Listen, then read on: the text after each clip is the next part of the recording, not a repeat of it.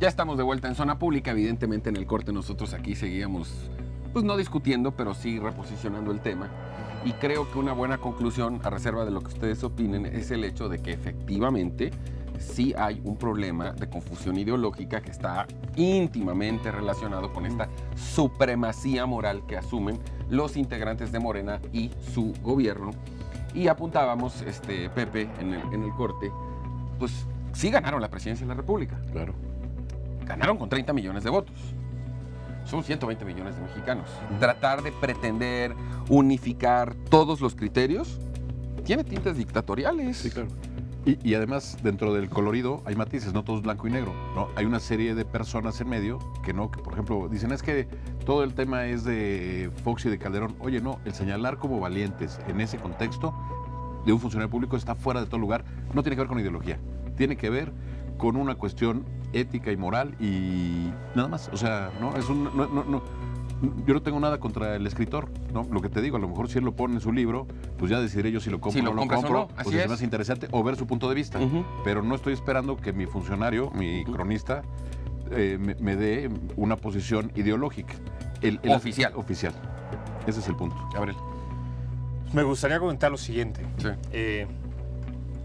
Y retomando exactamente lo que está diciendo Jaime. La valentía, y regreso un poco al origen de la palabra valentía, y ahí voy a explicar por qué comento este tema. El hombre valiente es el que toma lo que es justo. Es aquella persona que es justa en su forma de ser. Y al día de hoy tenemos una sociedad que no es justa. Porque estaríamos hablando, esta misma situación de hablar de los valientes jóvenes que asesinaron a este personaje de Monterrey, sería lo mismo que decir, bueno, los justos que mataron a los 43 de Ayotzinapa. Los mismos justos que los mismos justos que pertenecen al ejército que han causado diferentes barbaridades en toda la historia del país, que han asesinado y que han hecho... Bueno, a ellos tendríamos que hablarles en tema de justicia. Y no se puede hablar que son personas justas porque están quitando más allá de algo. Y no puedes tú hablar un tema de justicia porque estás quitando algo que no es tuyo y le estás quitando la vida. No puedes hablar respecto, son que cuentan con ese valor. Entonces, lamentablemente, el tinte político que tenemos al día de hoy en el país, y no nada más en México, sino a nivel global, lo vemos en diferentes países, tienen esa misma ideología. Sí. Entonces, aquí el tema sería, bueno, ¿de dónde viene esta ideología? ¿Cuál es la raíz realmente en la cual no nada más está sucediendo en México, lo estamos viendo también en Brasil, lo estamos viendo en Estados Unidos? Pero en Brasil es de ultraderecha. Aquí es más radical hacia la izquierda. Bueno, eso es lo que creemos, pero el comportamiento de Andrés Manuel es lo más conservador del mundo. En su forma de ser y de su actuar. Él dice que es de izquierda, pero en su actuar, realmente a la gente, lo comentamos hace unos días, no hay que leer por lo que dice. Incluso esa es la parte de la justicia. El justo cumple lo que dice. Y en este caso tenemos una institución gubernamental que no es justa, porque nunca cumple lo que ellos están diciendo. Decimos algo, pero por el otro lado hacemos otra cosa. Entonces, el actuar de nuestros políticos no es justo. Y eso lo hace incongruente. A ver, pero acaba de tocar un punto interesante, Gabriel. ¿Por qué es que se parece tanto la retórica, la narrativa de regímenes aparentemente tan diferentes como el de Trump, el de Bolsonaro o el de Andrés Manuel López Obrador? Porque claramente están ubicados desde la perspectiva de la ciencia política en geometrías distintas, ¿no? Uno está más a la izquierda, otro más a la derecha. Porque el factor común es el populismo. Es decir, ¿cuál es el populismo? No este populismo que entendíamos en los 70s y en los 80s. De gastar mucho. De gastar mucho dinero, regalarle dinero a la gente, que sí, el populismo de izquierda suele hacer eso. Pero el factor común de este populismo es el aglutinar a una parte del pueblo en contra de alguien o de algo. En los Estados Unidos Trump lo aglutinó en contra del extranjero, particularmente el mexicano. ¿No? Y entonces allá la narrativa no es la supremacía moral, sino la supremacía blanca, ¿no? De los rednecks, ¿no? Para recuperar lo que era de ellos. Sí, ¿no? sí. Entonces se mueve hacia la derecha y es un movimiento reivindicatorio de clases sociales.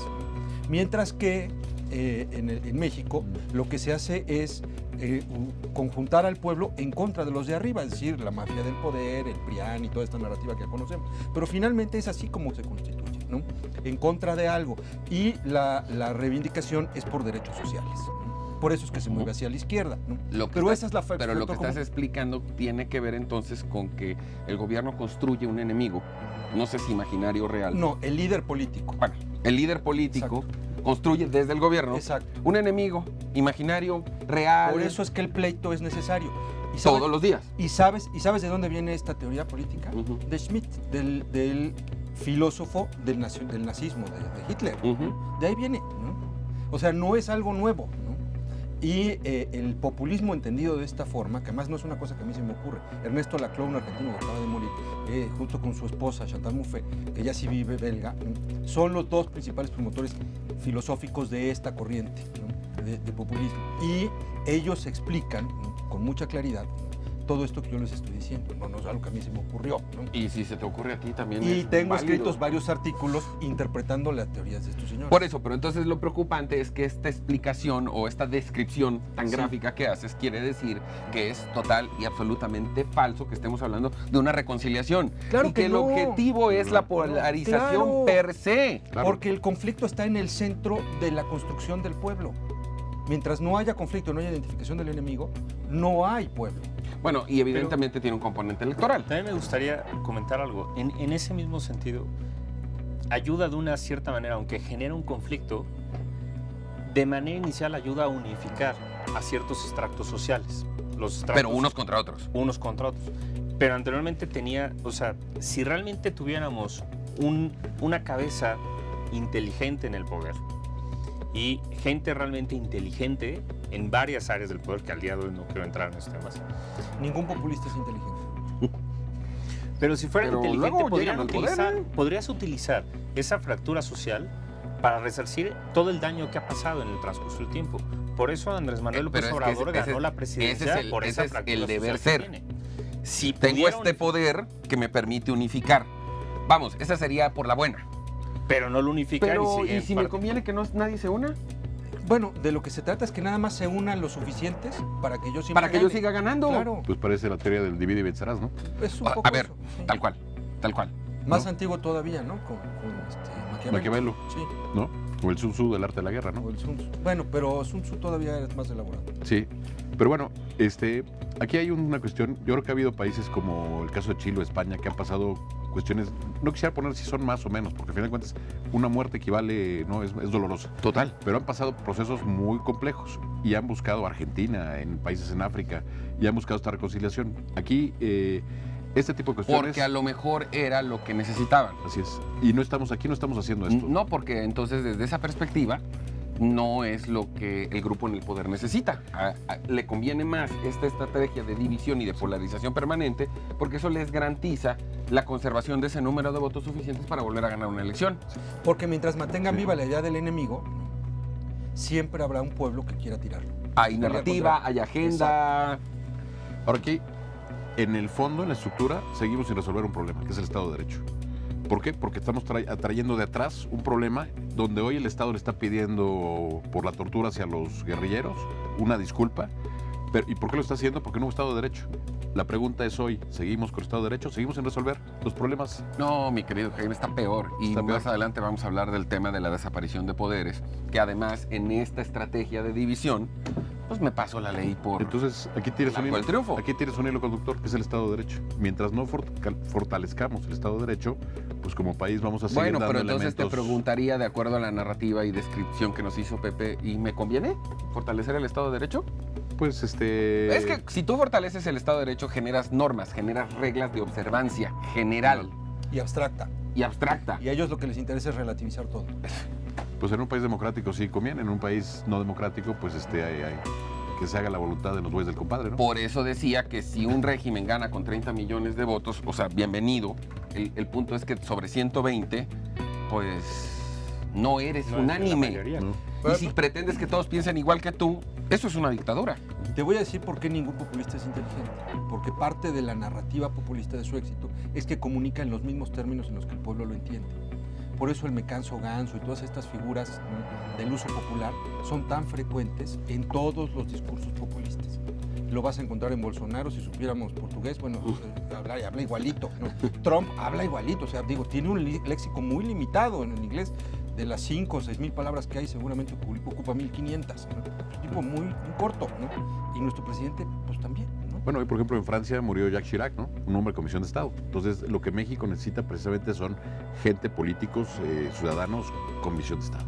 Sí, El problema, y sí, voy a comentar mismo, es que ningún político, lamentablemente, en México tiene una visión de Estado porque ellos nunca lo implementan. Entonces siempre es, me paso la ley por donde quepa. y porque los acontecimientos recientes en el país y en el mundo han favorecido la presentación de líderes de corte populista con este lenguaje al que te refieres. Sí.